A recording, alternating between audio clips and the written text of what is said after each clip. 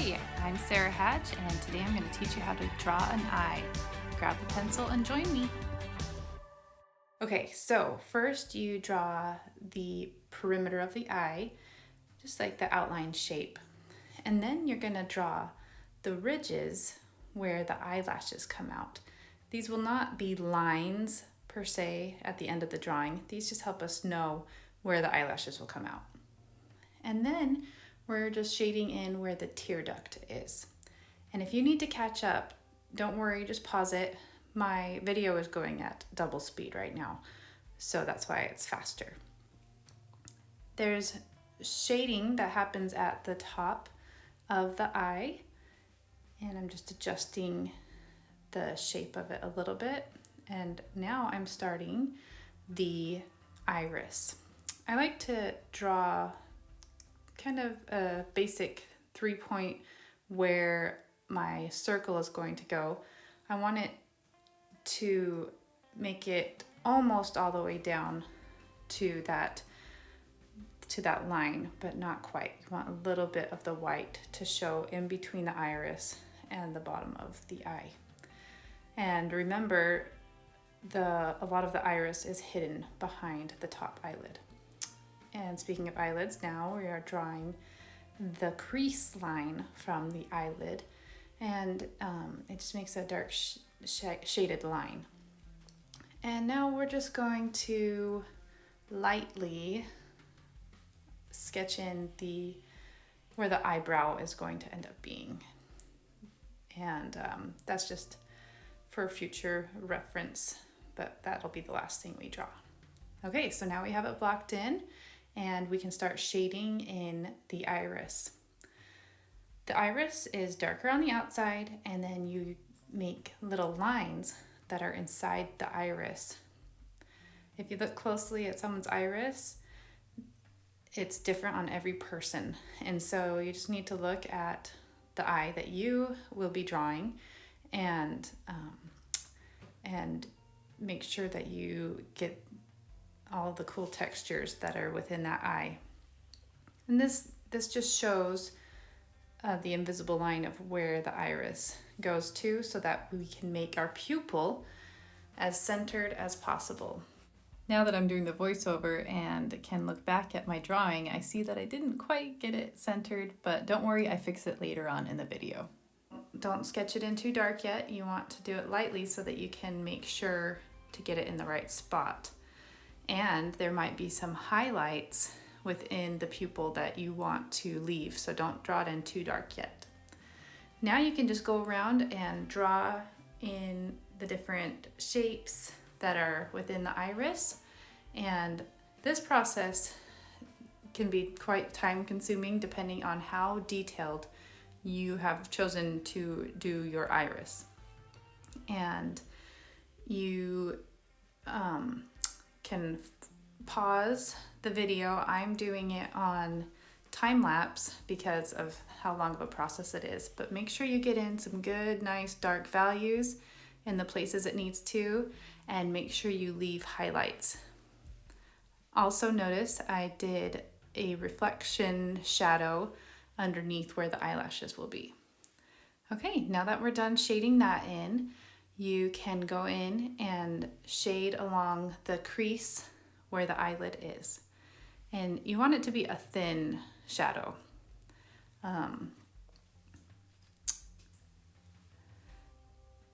So just lightly shade away from that darker shadow where the crease is. Go ahead and erase some of your guidelines that you don't want to have be too dark. And now we're going to start drawing in more of the eyelid, leading down to where the eyelashes are going to start coming out. Now, eyelashes are in lots of different shapes. The ones close to your tear duct actually go down, and then they start curving up. And so you want to just lightly draw those in and space them out as you draw them. And this is also a time-consuming process depending on how detailed you choose to be.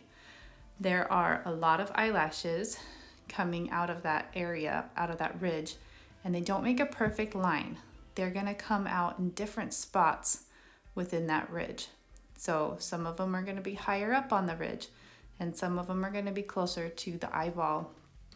But you wanna just take your time and draw in those eyelashes in different lengths, different darknesses, and often our eyelashes are in clumps, and so you want to draw lashes leading into a clump of other longer lashes.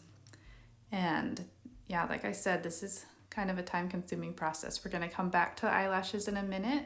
I'm just defining the edge of the eyeball so that I can know exactly where I want those side eyelashes to come out. Those ones are some of the longest ones and thicker right there at the edge, especially if the person has mascara on.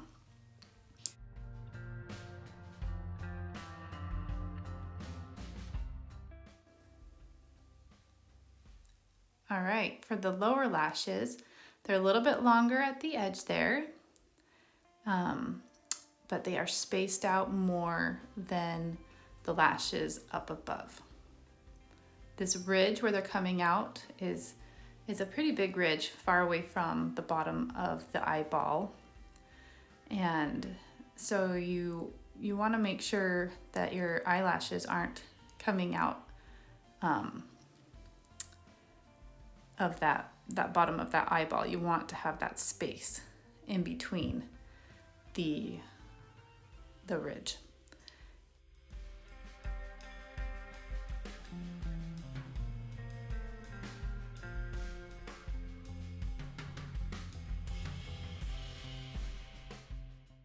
And just like the upper eyelashes, they come out not in a straight line. So you want the root of the lash to come out in kind of a random order. The lashes close to the tear duct go towards the tear duct, and then they slowly start changing angle as you get towards the center. And then as you get towards the edge of the eye, it changes directions towards the edge of the eye also. All right, it's important to shade the whites of the eye because remember, the eyeball is in fact a ball, it's a sphere, and so it needs to show form. But we'll have to get back to that later. All right, now I've got my thicker pencil and I'm going back in and gonna fill in these eyelashes a little bit darker. You always hear in art classes that you should hold your pencil loose, but when I'm doing detail work, I need to hold my pencil a little bit tighter so that I can get those details in. The eyelashes curl down over the eyeball, especially if they have mascara on. If you pay close attention to the shape of the eyelashes, that will make a big difference in your drawing. The eyelashes are really important to make it look real versus an amateur drawing.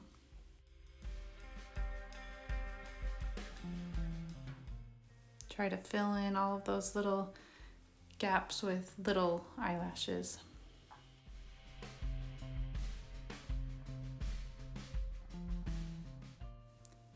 All right, time for more shading. Shading is a really important part of drawing the skin around the eye, and it's important to shade around the eye. It gives it more form. It makes it look more real. Don't forget about the tear duct. It has usually a little reflection in it, and then it shades getting closer to the white of the eye. And then depending on the person, there's some shading under the eye. On people that have kids like me, it's going to be really dark under the eye, but this person has just a small little shadow under it. I'm using my finger to blend a little bit. If you have a blending stick, that works even better, you don't have to blend with your finger. I just like to do it sometimes. But if you like the look of the pencil sketch, then leave it. It looks good too. It just kind of gives it a smoother appearance, and that's why I usually end up doing it. But to each their own. You have to do your own style. All right, so lightly shade in on the eyeball. A little more shading under the lower lashes, and then you want to show a little reflection around the tear duct.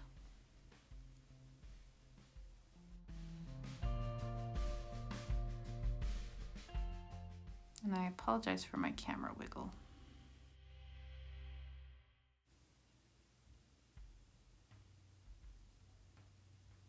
There are a lot of reflections on the white of the eye, and you can use an eraser to bring those out after you've lightly shaded in the whites of the eye.